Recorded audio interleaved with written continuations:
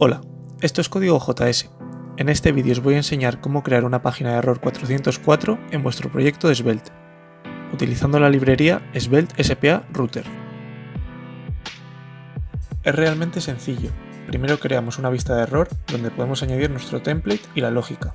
Yo voy a añadir un mensaje de error y un enlace a la página de Home.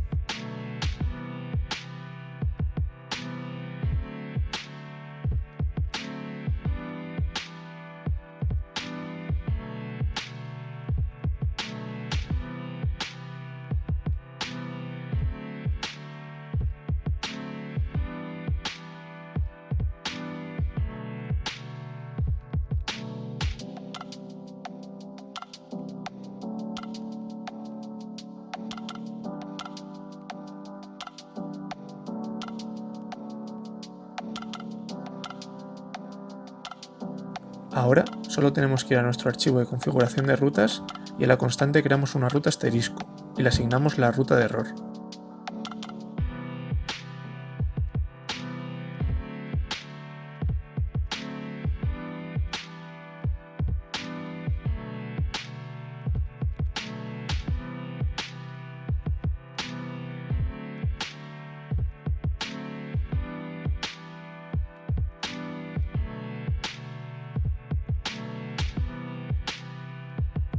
Cada vez que el usuario acceda a una ruta que no hayamos declarado en nuestra aplicación, Svelte mostrará nuestra ruta de error.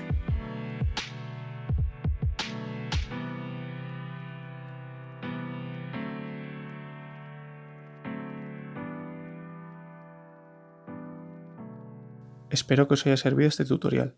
Podéis suscribiros para más vídeos de Svelte. Nos vemos en el siguiente.